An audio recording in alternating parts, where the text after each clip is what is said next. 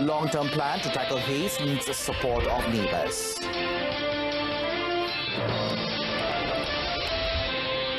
Saudi Arabia's suspension of all facilities will not affect Malaysia.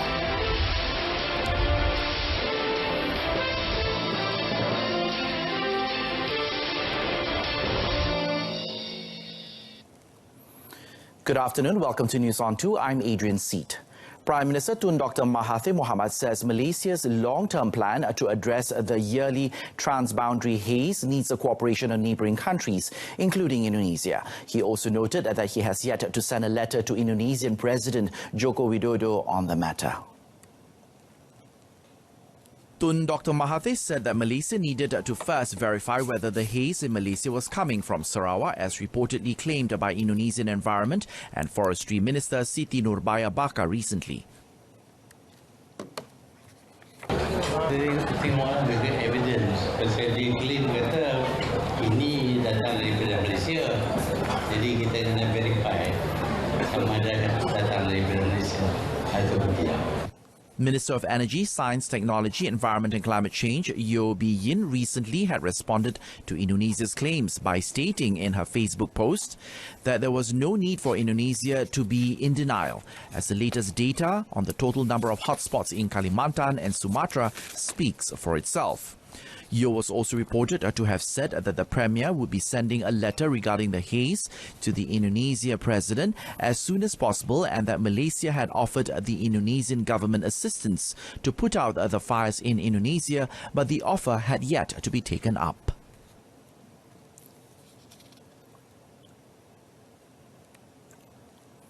Meanwhile, as at 11 a.m. today, Putrajaya was registered as one of the 5 places in the country where the air quality was very unhealthy.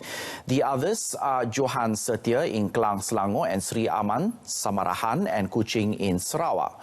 The Air Pollutant Index Management System portal showed the API in Putrajaya as 203 at 11 a.m., having deteriorated from 199 at 7 a.m. The API in Johan Setia was 208, Sri Aman 217, Samarahan 223 and Kuching 248. Elsewhere, 29 areas involving Sarawak, Johor, Selangor, Pahang, Terengganu and Kuala Lumpur are currently registered under the unhealthy API range. The northern peninsula states of Perlis, Pulau Pinang, Kedah and Kelantan, meanwhile, are experiencing moderate to good air quality this morning. An API between 0 and 50 indicates a good air quality, 51 and 100 moderate, 101 and 200 unhealthy, 201 and 300 very unhealthy, and 300 and above hazardous. The foreign policy framework of New Malaysia will be launched by Prime Minister Tun Dr. Mahathir Mohamad this Wednesday. Foreign Affairs Minister Dato' Saifuddin Abdullah says the framework is a document that explains the philosophy, objective, goal and implementation method of the country's policy. Elaborating further, Dato' Saifuddin said the framework will be divided into 3 fields: politics and security, economic interests, and the Malaysian identity from a social-cultural point of view. Kerangka itu dijelaskan apakah prinsip-prinsip dasar luar. Sebagai contohnya ialah Malaysia ingin menjadi Malaysia ingin bersahabat dengan semua negara. Malaysia ingin menjadi negara perdagangan antarabangsa. Kita memberikan tumpuan kepada ASEAN, iaitu kita tidak campur tangan dengan urusan dalam negara asing. Itu prinsip-prinsip digariskan. The minister added that other principles of the new policy also include how Malaysia wants to become a country that focuses more on international trade, and how the country believes that negotiations is the best way for the country to solve any problems or issues. He said this after meeting with University Malaysia Sarawak students in Kota Samarahan in Sarawak.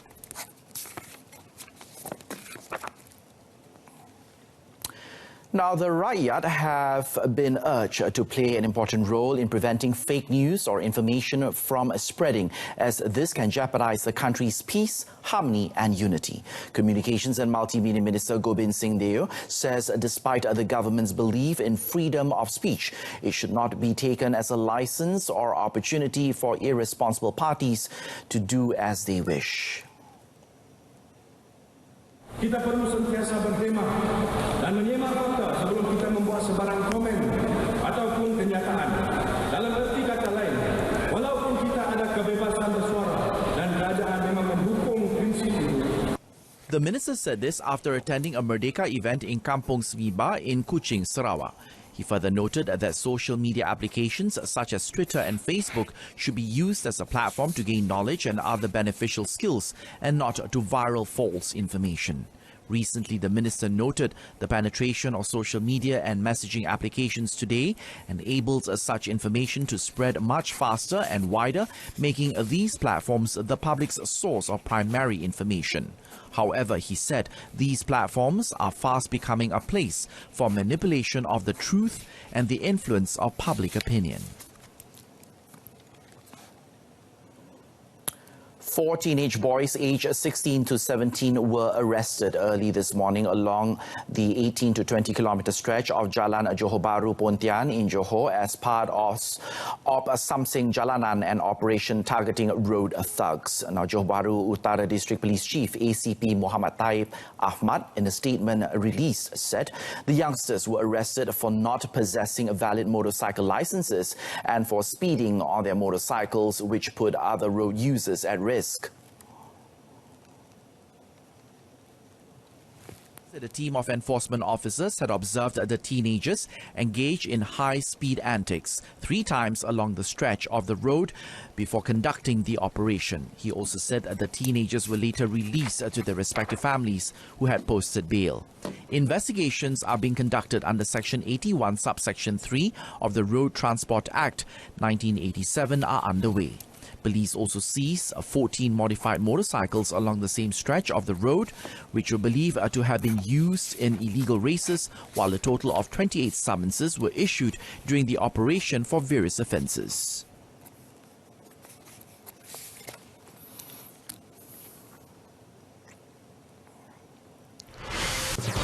Coming up next, increase in tourist spending expected this year. Stay with us. Welcome back. The 2030 Rural Development Policy, or DPLB 2030, will be reviewed to meet changing times and situations towards realizing the Shared Prosperity Vision 2021 to 2030.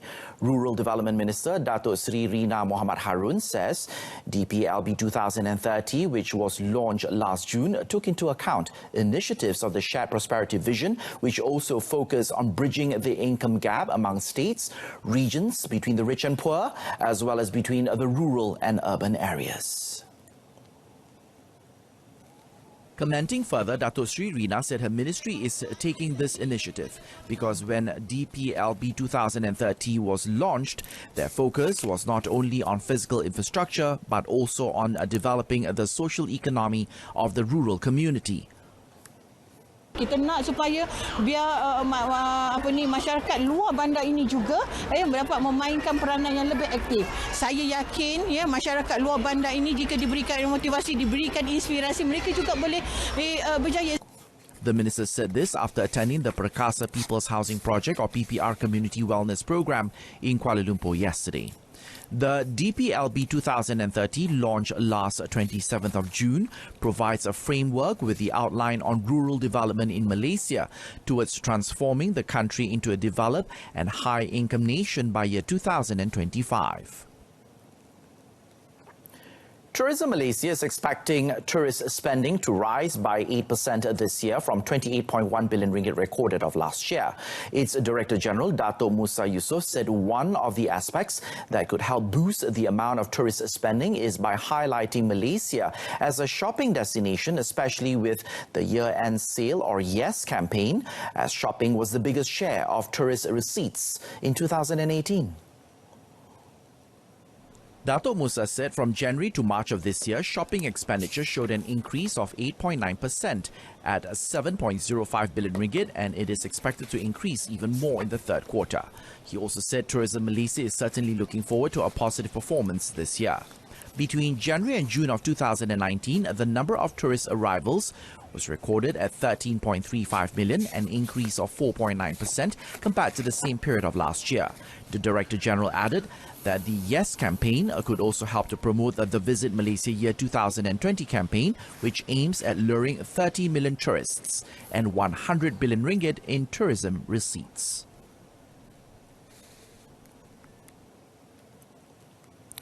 The government is currently in the process of drafting a SOCSO scheme for fishermen and self-employed personnel. Deputy Agriculture and Agro-Based Industry Minister Sim Zizin says the scheme will be beneficial for these group of people, taking into account of the risks they face due to the nature of their jobs.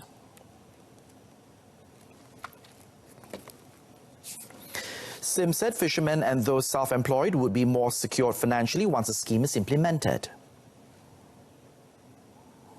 Usaha yang bagus di mana dia boleh melindungi apabila mereka kerja, kalau pergi ke laut menimpa kemalangan, mereka boleh mendapat pension iliad. Ya, kalau mereka on the way pergi ke laut juga seperti nelayan, mereka pun boleh dapat protection. The Deputy Minister said this after handing out donations to fishermen at an event organised by the Pulau Pinang Fisheries Development Authority in Bayan Lepas. Around 82 fishermen received aid involving 48,100 ringgit.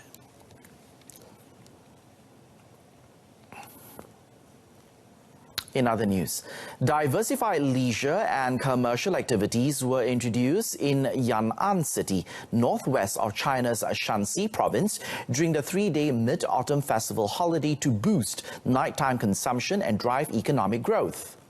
Take a look. 10 p.m. on Friday, Mid-Autumn Festival. Festive lights were lit up in Baota Mountain, showing visitors the history of the city, a former revolutionary base of the Communist Party of China. About 800 meters west of the mountain is Erdoji Night Market, where part of the nighttime economy activities were held. At the night market, visitors can enjoy performances of storytelling, an important traditional artistic form in North Shanxi, taste local special snacks and buy some creative products. According to local industrial and commercial administration, the night market usually receives 50,000 to 60,000 visitors each night, and the number is expected to exceed 100,000 after the nighttime economy activity started. The city has also taken some 20 measures during the period to promote tourism and boost nighttime economic development, such as extending opening hours of shopping malls and bookstores. Nighttime economy refers to business activities between 6 p.m. and 6 a.m. in the service sector. Meanwhile, back home, our Prime Minister Tun Dr. Mahathir Mohamad says Saudi Arabia's move to temporarily suspend production at the state-owned Aramco's two major oil facilities following the drone attacks by Yemeni Houthis will definitely impact the global oil prices. However, according to the Prime Minister, in Malaysia, the government practices intervention through a subsidy to offset the price hikes. Bila harga minyak naik, kita bagi subsidi. Kalau di England, di UK, kalau harga minyak naik, dia naik tax. Jadi bagi dia, orang dia tak nak beli. Tapi sebenarnya harga minyak di Malaysia ni antara yang termurah di dunia. The Premier was asked whether the government will review the retail price of RON 95 petrol, which currently stood at RM2.08, if the global oil prices soar following the attacks. Saudi Arabian Energy Minister Prince Abdul Aziz Salman was quoted by Saudi state news agency SPA yesterday as saying that the attacks on Abqaiq and Quraish, two key Aramco facilities in eastern Saudi Arabia, have partially halted crude and gas production from the world's top oil exporter. And that item in sports concludes this afternoon's edition of News On 2. In our top story, long-term plan to tackle haze needs support of neighbours, particularly Indonesia. We'll be back at 7 this evening with more updates. Until then, I'm Adrian Sept, wishing you Selamat Hari Malaysia. Thanks for watching.